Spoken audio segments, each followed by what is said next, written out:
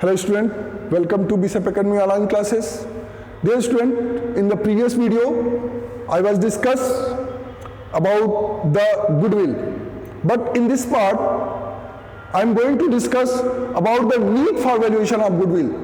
हमको गुडविल के वैल्यूएशन की आवश्यकता क्यों है, आखिर हम गुडविल का वैल्यूएशन क्यों करें फर्म के लिए। उसके लिए जो मैटर्स है, the needs for valuation of goodwill arises in the following circumstances when there is a change in the profit sharing ratio among the partners. जब किसी पार्टनर्स का प्रॉफिट शेयरिंग रेशियो चेंज होता है उस केस में भी goodwill affected होता है। क्यों? क्योंकि प्रॉफिट शेयरिंग रेशियो चेंज होने से प्रॉफिट जब डिस्टर्ब होगा तो गुडविल भी डिस्टर्ब होगा। जब गुडविल डिस्टर्ब हो तो एक्चुअल गुडविल का वैल्यूएशन करना बहुत जरूरी होता है, क्योंकि जो गुडविल होता है, जो एग्जिस्टिंग गुडविल पहले से पड़ा होता है, वो पार्टनर्स क्या करते हैं, विड्रॉ कर लेते हैं और फिर से गुडविल का न्यू वैल्यूएशन किया जाता है। नेक्स्ट आपका when a new partner is admitted, when a partner retires और die, when the business is dissolve और सोल्ड। इस केस में भी गुडविल का वैल्यूएशन किया जाता है। जब पार्टनर किसी नए पार्टनर का एडमिशन होता है तो उस समय भी गुडविल का वैल्यूएशन किया जाता है कि एक्चुअल गुडविल कितना फर्म के पास है। जो पार्टनर आता है, न्यू पार्टनर एडमिशन होता है, वो भी पार्टनर अपने साथ गुडविल प्रीमियम लेकर के आता है, यानी कि उसके आने से भी फर्म का गुडविल इंक्रीज करता है। तो एक्चुअल में एडमिशन के समय में कितना फर्म का गुडविल है उसको कैलकुलेट करना जरूरी होता है। ऐसे ही रिटायरमेंट के समय में भी गुडविल का वैल्यूएशन करना जरूरी होता है। डेथ के केस में भी गुडविल का वैल्यूएशन करना जरूरी होता है। फर्म अगर डिसॉल्व हो रहा है, फर्म को समाप्त किया जाता है, क्लोज किया जाता है, उस केस में भी आपका गुडविल का वैल्यूएशन रिक्वायरमेंट होती है। नेक्स्ट आपका when the firm is being converted into the company of partners. जब कंपनी, कोई फर्म है पार्टनरशिप फर्म, अगर वो कंपनी में कन्वर्ट होती है उस केस में भी गुडविल का वैल्यूएशन जरूरी होता है। नेक्स्ट है क्लासिफिकेशन ऑफ गुडविल।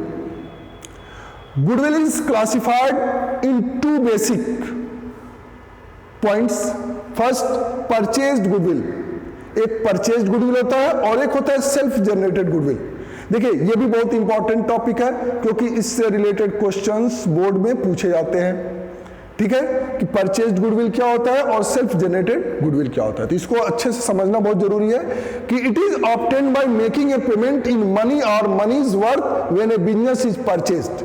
देखिए ये गुडविल क्या होता है, परचेज्ड गुडविल। जब आप कोई बिजनेस परचेज करते हैं तो उस बिजनेस के साथ आप गुडविल को भी परचेज करते हैं, तो वो परचेज्ड गुडविल होता है। The difference between purchase consideration and net asset minus liabilities is termed as purchase। जब कोई बिजनेस आप परचेज करते हैं तो जो उसके एसेट और लाइबिलिटी के बीच का जो डिफरेंस होता है, सपोज करिए आपने कोई बिजनेस आपने 10 लाख का बिजनेस परचेज किया जिसमें आपका 8 लाख का एसेट है, 2 लाख की लाइबिलिटी है। ठीक है, तो उस केस में आपका जो एसेट्स और लायबिलिटी का जो डिफरेंस होता है वो 8 माइनस 2 6 लाख, और आपका परचेज कंसिडरेशन कितना है 10 लाख का।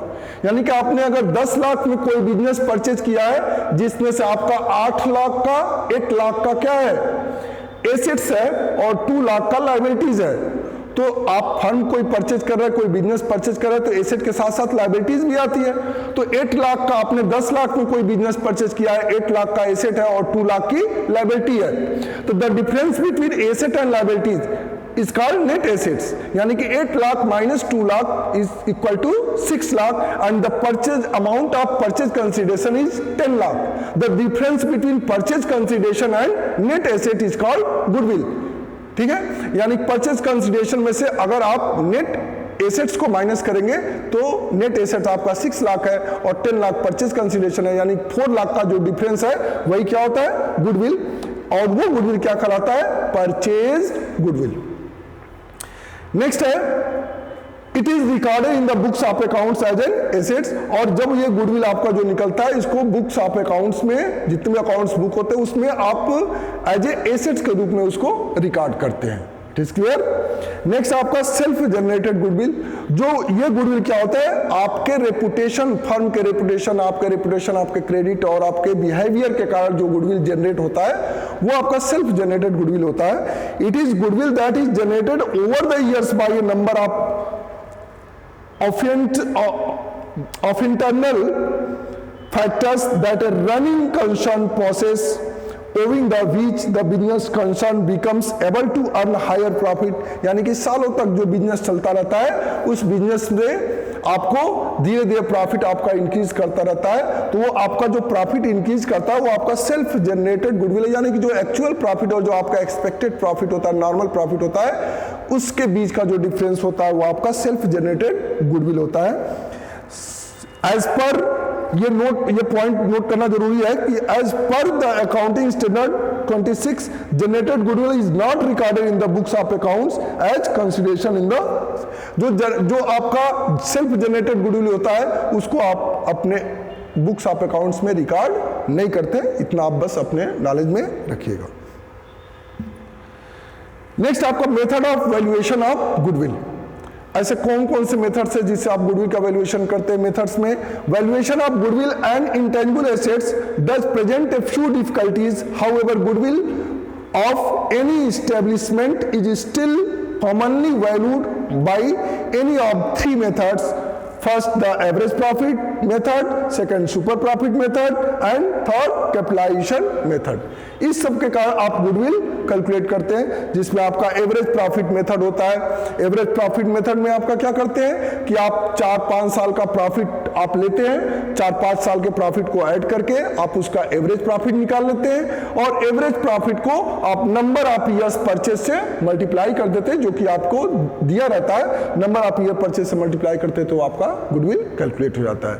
एवरेज प्रॉफिट में आपका सिंपल एवरेज प्रॉफिट होता है, वेटेड एवरेज प्रॉफिट होता है। तो दोनों मेथड से आप कैलकुलेट करते हैं। सुपर प्रॉफिट मेथड क्या होता है कि आपने नॉर्मल प्रॉफिट और एवरेज प्रॉफिट दोनों के बीच का जो डिफरेंस होता है वो क्या होता है? सुपर प्रॉफिट होता है। और सुपर प्रॉफिट में जब आप purchase number of purchase year से मल्टीप्लाई करते तो गुडविल कैलकुलेट होता है। तो आपको आगे के कैलकुलेशन में आपको सुपर प्रॉफिट कैसे कैलकुलेट करेंगे, नॉर्मल प्रॉफिट कैसे कैलकुलेट करेंगे, इस चीज़ों को बताया जाएगा। कैपिटलाइजेशन मेथड में आपको कैपिटल इंप्लॉयड का सहारा लेकर के आपको गुडविल कैलकुलेट करना रहता है।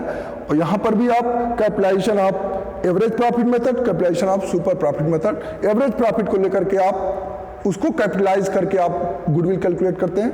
इन एवरेज प्रॉफिट मेथड और सुपर प्रॉफिट मेथड में आप नंबर ऑफ ईयर्स परचेज का इस्तेमाल करते हैं, यूज करते हैं, बट कैपिटलाइजेशन में आप नंबर ऑफ परचेज ईयर्स का इस्तेमाल नहीं करते हैं। तो आगे के आपको नेक्स्ट वीडियो में आपको इसका गुडविल का कैलकुलेशन आपको बताया जाएगा, ठीक है। और उस बेसिस से आपको क्वेश्चन भी करके बताया जाएगा कैसे आपको क्वेश्चन आते हैं, बोर्ड में कैसे आते हैं और कैसे आपको अपने बुक से क्वेश्चन सॉल्व करना है। Thank you, have a nice day.